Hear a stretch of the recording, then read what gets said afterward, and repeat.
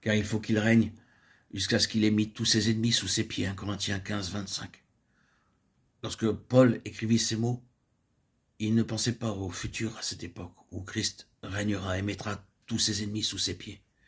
Il ne pensait pas à Jésus comme s'il l'attendait pour un temps à venir, quand quelque chose sera fait pour le placer dans cette position.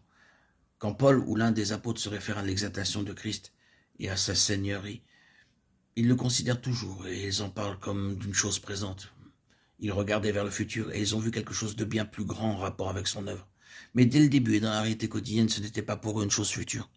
Pour eux, c'était présent. Et quand Paul dit « il doit régner », cela signifie « il règne au présent et doit continuer à régner jusqu'à ce qu'il mette tous ses ennemis sous ses pieds ». C'est quelque chose qui doit être recouvré dans notre conscience avec une ferme conviction. C'est la chose qui a besoin d'être continuellement restaurée dans la vie de l'Église et dans la conscience. Car, bien que de manière générale l'Église adhère à la doctrine de l'exaltation de Christ, de son autorité et de sa seigneurie, la réalité, la force et la conscience de tout cela, dans une très large mesure, a été perdue. L'Église, au début, vivait dans la conscience et dans la réalité du fait, comme ce fut vrai pour eux que Jésus était sur le trône. Indubitablement et sans aucune contestation, il était sur le trône comme le Seigneur de tous. Pierre affirmait, il est le Seigneur de tous, Actes 10, 36. Paul disait, le faisant asseoir au-dessus de toute domination, de toute autorité, Éphésiens 1, 20, 21. C'était quelque chose d'accompli. C'était leur vision et leur conviction. C'était si puissant pour eux que cela touchait chaque aspect de leur vie. À moins que cela ne soit vrai aujourd'hui dans la vie et dans la réalité de l'Église, comme ce fut le cas au commencement, les réalisations et les effets de cette époque ne se manifesteront pas dans l'Église ou par l'Église aujourd'hui. Si le puissant impact de Christ en ce temps-là était quelque chose d'incomparablement plus grand que ce que nous voyons aujourd'hui à cause de l'état déplorable de l'Église, c'est en raison de cette seule chose. Si vous désirez retrouver le secret de leur force, de leur influence, de leur progrès, de leur marche en avant, car malgré un monde terriblement hostile, la persécution, le martyre et toute espèce d'adversité, ils allaient de l'avant, terribles, comme une armée sous sa bannière, et furent décrits comme les gens qui avaient bouleversé le monde. Si vous désirez découvrir ce secret, vous le trouverez dans cette affirmation. Il doit régner. Il doit régner jusqu'à ce qu'il ait mis tous ses ennemis sous ses pieds.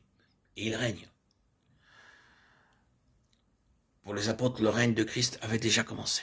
Il se manifestait à leur époque. Comment sont-ils donc parvenus à cette conviction et à cette connaissance? Paul, cet homme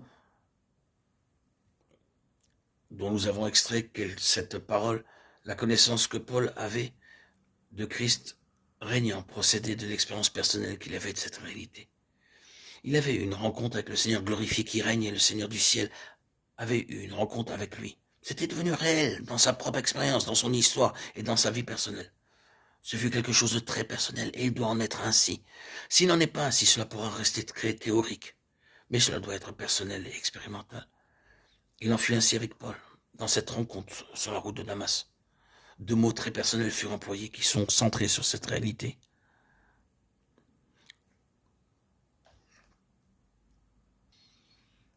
Paul avait été interpellé par son nom, Saül, Saül. Il avait été appelé 2 fois par son propre nom. Cela avait été défini personnellement. Il ne pouvait pas transiger avec cela. Il n'était pas possible de se méprendre dans ce qu'il entendit. Cela avait été dirigé vers cet homme et en son propre nom. Cela ne fut pas dit dans la cohue de la foule. Ce n'était pas le fait d'un enseignement. La chose est venue en lui, à lui, en tant qu'homme, individuellement. Saül, Saül. Il y a beaucoup de personnes qui sont sauvées par leur sauveur et qui l'ont reçu comme sauveur, mais dont les vies sont sérieusement dénuées de la réalité de sa seigneurie. L'autre mot très personnel adressé à Saül, c'est quand il demanda « Qui es-tu, Seigneur ?» La réponse vint « Je suis Jésus ». Et Paul aurait pu essayer d'éluder la réponse en disant « Oui, mais notre pays est plein d'hommes avec ce nom. De quel Jésus parles-tu » Le Seigneur prévient cela en ajoutant « Celui que tu persécutes. Le Jésus que vous persécutez, c'est celui-là. » Et Paul savait très bien de qui il s'agissait. Il y avait un certain Jésus dans ses pensées et dans tous ses projets. Et ce Jésus-là, il était déterminé à le rayer de la mémoire des hommes et du monde. Il était sorti de Jérusalem pour éradiquer chaque trace laissée par ce Jésus. Je suis Jésus, celui que tu persécutes. Vous voyez comment le Seigneur a amené cette affaire à un domaine personnel. Il le rattache directement à l'homme lui-même et ensuite au dessein même de sa vie, à l'objet même auquel il avait consacré toute la force de son esprit et de son corps pour en causer la perte. Je suis Jésus. À partir de cette crise, cette rencontre, de cette vision, de cette transaction, si nous pouvons l'appeler ainsi, tout prit une autre dimension dans la vie de l'apôtre Paul. À partir de ce moment, à la lumière de Jésus sur le trône, tout fut transfiguré, transformé et perçu d'une manière entièrement nouvelle. Après cela, Paul retourna pour un peu de temps à Damas et se rendit ensuite au loin en Arabie. Il avait eu enfin l'expérience de Christ, la révélation.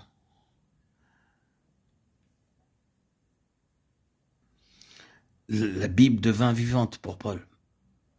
Et il est incroyable de voir comment, à partir de ce moment, il apporta cette vision de la Bible partout où il allait.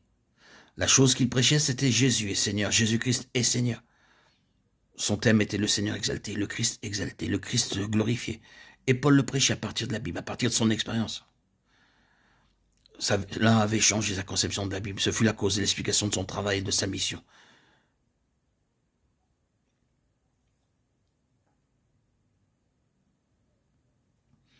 Son travail et sa mission furent assujettis à cela et transfigurés pour devenir son expérience.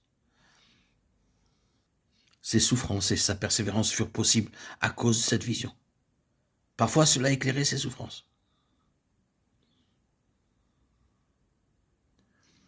Et ce fut uniquement à cause de cette conscience fondamentale et centrale, cette forte et profonde conviction que Jésus était sur le trône, que l'apôtre Paul a pu subir toutes ces souffrances oppressantes. Car nos légères afflictions du moment présent produisent pour nous, au-delà de toute mesure, un poids éternel de gloire, parce que nous regardons non point aux choses visibles, mais à celles qui sont invisibles. 2 Corinthiens 4, 17, 18. Et parmi ces choses qui sont invisibles, suprêmement et au-dessus de tout cela, il y avait celui qui était exalté dans la gloire, lequel, dit Pierre, quoique vous ne l'ayez pas vu, vous aimez, et croyant en lui, quoique maintenant vous ne le voyez pas, vous réjouissez d'une joie ineffable et glorieuse. 1 Pierre 1, 8.